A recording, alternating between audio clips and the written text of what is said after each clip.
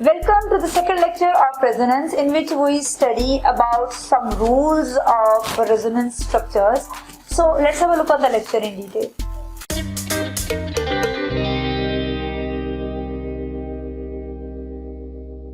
आइए आप लोगों को कुछ रूल्स से फेमिलियर्स करवाती हूँ जिनको जहन में रखकर आप लोगों ने किसी भी मॉलिक्यूल के रेजोनेटिंग स्ट्रक्चर्स जो हैं उनको ड्रॉ करने हैं। सबसे पहली बात, रेजोनेटिंग स्ट्रक्चर्स, इस तरह मैंने पहले बात की, are not the actual structure for any molecule, they are just leading us towards the concept of the structure of that actual molecule.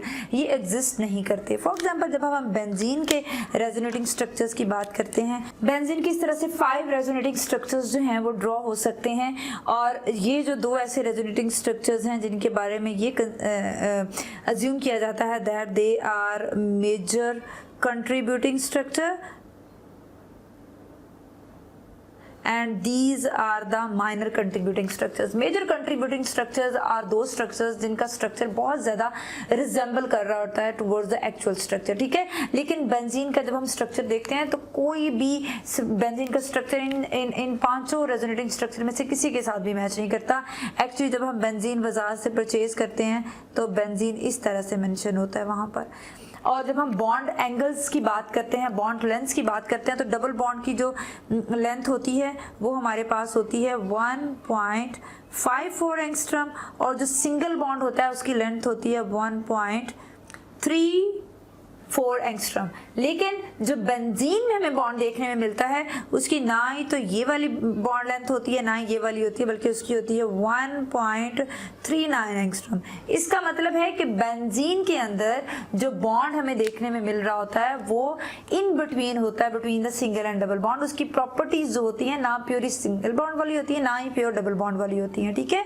तो वो एक हमारे पास रेजोनेंस हाइब्रिड होता है, रेजोनेंस स्ट्रक्चर्स का एक हाइब्रिड आप कह लो, ठीक है। तो resonant structures are not the actual structure, इनमें से कोई भी स्ट्रक्चर ऐसा नहीं होता जो कि एक्चुअली ड्रॉ हो सकता है। एक्चुअल स्ट्रक्चर असल में कुछ और होता है, जो कि मैंने आपको बेंजीन रिंग और अलाइल कैटायन के केस में समझाया। दूसरा जो है, resonating structure must be a bonafide Lewis structure, ठीक है। Must be a bonafide Lewis structure means इसमें जो हर कार्बन की वैलेंसी है वो पूरी होनी चाहिए। कोवैलेंसी का कॉन्सेप्ट, लिवर डॉट स्ट्रक्चर, आप लोग जो है वहां पे मेरा लेक्चर है, बहुत डिटेल में वहां से जाके देख सकते हो कि जब हम किसी स्ट्रक्चर, किसी भी कंपाउंड का स्ट्रक्चरल फॉर्मूला ड्रॉ करने लगते हैं तो कितने पॉसिबल बॉन्ड्स जो हैं वो मॉलिक्यूल बना सकता है, उसके पास कितने कोवैलेंसी उसकी क्या होती है, आउटर मोस्ट ऑर्बिट में कितने इलेक्ट्रॉन्स होते हैं, कैसे पता चलता है, वहां पर सारे टिप्स एंड ट्रिक्स मैंने जो है बहुत डिटेल से शेयर किए हैं, ठीक है। तो हर एटम, हर एलिमेंट जो मैक्सिमम बॉन्ड बना सकता है वो उतने ही होने चाहिए जो हम लिवर स्ट्रक्चर ड्रॉ कर रहे होते हैं, ठीक है। अगर हम बात करते हैं कि कार्बन मैक्सिमम 4 बॉन्ड बना सकती है, तो कार्बन 5 बॉन्ड बनाएगी किसी लिवर स्ट्रक्चर में, किसी रेजोनेटिंग स्ट्रक्चर में, तो वो रेजोनेटिंग स्ट्रक्चर उसका कंट्रीब्यूटिंग स्ट्रक्चर नहीं होगा, वो फॉल्स स्ट्रक्चर होगा। असल मॉलिक्यूल के स्ट्रक्चर की तरफ उसका कंट्रीब्यूशन 0 हो जाएगा, ठीक है। इसी तरह जब हम ये बात करते हैं ऑक्सीजन मैक्सिमम 2 बॉन्ड्स बना सकती है, तो वही रेजोनेटिंग स्ट्रक्चर सही होंगे जिसमें ऑक्सीजन के 2 बॉन्ड होंगे, जिसमें हाइड्रोजन का 1 बॉन्ड होगा, जिसमें अगर हाइड्रोजन इन्वॉल्व है तो हाइड्रोजन 2 बॉन्ड बना रही है, ठीक है। अब ये एग्जांपल देखें, इस एग्जांपल में मुझे आप देख के बताएं कौन सा कंट्रीब्यूटिंग स्ट्रक्चर ऐसा है जो रॉन्ग है, ठीक है। एक ये देखिए, इसमें कार्बन के 4 पूरे हैं, ऑक्सीजन के 2 पूरे हैं, हाइड्रोजन के 4 पूरे हैं, ऑक्सीजन के 2 पूरे हैं, कार्बन के 4 पूरे हैं, इसका नहीं है तो इसके ऊपर ऑक्सीजन के ऊपर नेगेटिव चार्ज है। यहाँ पर देखें, कार्बन के 2, 2, 4 और 1, 5 है, तो कार्बन कितने बॉन्ड्स बना सकती है? मैक्सिमम 4 बॉन्ड बना सकती है। तो this is not the bonafide Lewis structure of that specific molecule. Acetone है हमारे पास जिसका हम ड्रॉ करने जा रहे हैं, ठीक है।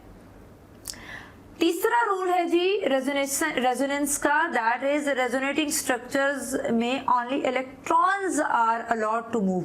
ये नहीं है कि हाइड्रोजन, कार्बन, ऑक्सीजन जितने भी एलिमेंट्स इन्वॉल्व हैं वो अपनी जगह छोड़ के जा रहे हैं। आपको पता है delocalization of electrons takes place in resonating structures. अगर किसी रेजोनेटिंग स्ट्रक्चर में कोई एलिमेंट मूव करके चला गया है तो that resonating structure is not the effective और नॉट contributing resonating structure, ठीक है, that is not leading towards the actual structure of the molecule। हमारे जो resonating structures हैं उसमें सिर्फ electrons move होने चाहिए, जिस तरह हम लोगों ने बेंजीन के केस में देखा, जिस तरह हम यहाँ पर देख रहे थे कि electrons की movement हमें नजर आई है, कोई भी element अपनी जगह से इधर का उधर नहीं जा रहा। अब ये एग्जाम्पल देखें, इस एग्जाम्पल में हमारे पास ये देखिए इलेक्ट्रॉन्स जो हैं, यहाँ पर हमारे पास सिंगल बॉन्ड है, डबल बॉन्ड है, ये कार्बन हमारे पास पॉजिटिवली चार्ज्ड है। अब ये डबल बॉन्ड जो है हमारे पास यहाँ पर मूव करके आ गया, यहाँ सिंगल बॉन्ड पहले था, अब डबल बॉन्ड हो गया है। इस कार्बन की जो डेफिशिएंसी थी पूरी हो गई, अब ये कार्बन डेफिशिएंट हो गई है और इसके ऊपर क्या आ गया है, डबल बॉन्ड, इसके ऊपर प्लस चार्ज आ गया, ठीक है, CH2 है यहाँ पर। अब यहाँ पर देखें तो CH2 है, CH है, CH2 है, CH2 है, यहाँ पर कहीं पर भी हमें किसी एलिमेंट की मूवमेंट नजर नहीं आ रही है। लेकिन यहाँ पर देखो तो यहाँ पर ये वाली हाइड्रोजन जो है एक यहाँ पर शिफ्ट हो गई और यहाँ पर CH2 बन गया। तो this structure is not a resonating structure, ठीक है, सिर्फ इलेक्ट्रॉन्स की मूवमेंट शो करवा सकते हैं, कोई भी एलिमेंट एक जगह से उठाकर दूसरी जगह पर नहीं रख सकते in the actual resonating structure. अब चौथा रूल देखें, resonant structure must have the same number of unpaired electrons. Unpaired electrons जो एक रेजोनेटिंग स्ट्रक्चर में है, सारे रेजोनेटिंग स्ट्रक्चर्स में उतने ही होने चाहिए।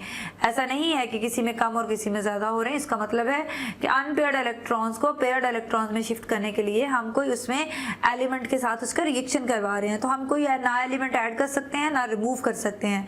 सिर्फ उन रेजोनेटिंग स्ट्रक्चर में इलेक्ट्रॉन्स अपनी जगह बदलते हुए हमें नजर आने चाहिए, ठीक है। अब यहाँ पर देखो कितनी टोटल कार्बन हैं, 2 हाइड्रोजन्स हैं, 1 2 3 4 कार्बन हैं, ठीक है, अनपेयर्ड इलेक्ट्रॉन्स इसमें नहीं है। अब यहाँ पर देखो 1 4 हमारे पास कार्बन्स हैं और 8 हाइड्रोजन्स हैं। उसी तरह अब 2 प्लस 1 प्लस और 1 नेगेटिव चार्ज है, ओवरऑल मॉलिक्यूल न्यूट्रल है, ओवरऑल मॉलिक्यूल न्यूट्रल है, ठीक है। यहाँ पर देखें तो यहाँ पर हमें जो है फ्री रेडिकल्स देखने में मिल रहे हैं, तो हमारे पास इसका मतलब है कि अनपेयर्ड इलेक्ट्रॉन्स हैं। अनपेयर्ड इलेक्ट्रॉन्स यहाँ पर हमें देखने में नहीं मिल रहे थे, ठीक है। यहाँ पर अगर एक इलेक्ट्रॉन डेफिशिएंट थी, एक रिच थी, थोड़ा सा इलेक्ट्रॉन डिस्ट्रीब्यूशन जो है मॉलिक्यूल की चेंज हुई है। यहाँ पर हमारे पास ओवरऑल न्यूट्रल था मॉलिक्यूल, तो ये कंट्रीब्यूटिंग स्ट्रक्चर नहीं है हमारा, क्योंकि यहाँ पर अब हमारे पास इलेक्ट्रॉन जो है उसके पास फ्री इलेक्ट्रॉन्स आ गए हैं, ठीक है। पांचवा रूल देख रहे हैं जी। पांचवें रूल में हम ये देखते हैं कि वो मॉलिक्यूल जिसके हम रेजोनेटिंग स्ट्रक्चर ड्रॉ कर रहे हैं उसको प्लेन में लाई करना चाहिए। अगर वो मॉलिक्यूल प्लेन में लाई नहीं करेगा, p ऑर्बिटल्स इस तरह से सामने सामने नहीं होंगे, p ऑर्बिटल्स में पैरेलल ओवरलैप पॉसिबल नहीं हो सकेगा, तो उस मॉलिक्यूल के हम जो है रेजोनेटिंग स्ट्रक्चर ड्रॉ नहीं कर सकते। अब ये एक ऐसा मॉलिक्यूल है जिसमें ये देखें, फॉर एग्जाम्पल ये है हमारे पास, ये है डबल बॉन्ड, ये है CH2 डबल बॉन्ड CH2 और एक आप कह लो कि हमारे पास टर्शियरी कार्बन यहाँ पर लगी हुई है और एक यहाँ पर लगी हुई है। स्ट्रेट चेन मॉलिक्यूल हम इसको बना सकते हैं, लेकिन इस मॉलिक्यूल का अब ये है कि ये वाले जो दो, एक इधर पर इधर लगा हुआ होगा, एक इधर लगा हुआ होगा और एक इधर टर्शियरी कार्बन जो लगी हुई है, ये इतनी बल्कि कार्बन होती हैं कि मॉलिक्यूल को पकड़ कर ट्विस्ट कर देती हैं। तो ये वाली जो डबल बॉन्ड्स हैं ये प्लेन पे नहीं रहते, ये हो जाते हैं इस तरह से हो जाते हैं, ठीक है। तो इस तरह से होने की वजह से जो पैरेलल ओवरलैप है पाए और सिग्मा बॉन्ड्स का, वो आप कह लो कि पाए का पैरेलल ओवरलैप जो है वो पॉसिबल नहीं हो सकता। तो रेजोनेशन के लिए, तो रेजोनेंस के लिए अगर किसी मॉलिक्यूल के रेजोनेटिंग स्ट्रक्चर ड्रॉ करने हो तो उसके लिए सबसे पहली बात उस मॉलिक्यूल के तमाम सिंगल एंड डबल बॉन्ड्स को एक प्लेन पे लाई करना चाहिए। प्लेनैरिटी इज कि जब हम उस मॉलिक्यूल को 2 इक्वल पार्ट्स में डिवाइड कर सकें, इस तरह से, ठीक है, हम उसको इस तरह से डिवाइड कर सकें, एक उसका क्रॉस सेक्शन बन जाए, हम उसको सेंटर में से एक लाइन गुजार सकें और उस मॉलिक्यूल के दोनों साइड पे जो पार्ट्स आए वो एक जितने हो, मॉलिक्यूल के जो 2 हिस्से बन जाए। जैसे हमारे फेस का बाइसेक्शन करें तो इस साइड पे जो है वो आधा हिस्सा चला जाएगा, एक इस साइड पे आधा हिस्सा चला जाएगा, तो प्लेनैरिटी है। प्लेनैरिटी उस मॉलिक्यूल में होनी चाहिए। अगर प्लेनैरिटी नहीं होगी तो उस मॉलिक्यूल के रेजोनेटिंग स्ट्रक्चर ड्रॉ नहीं हो सकेंगे।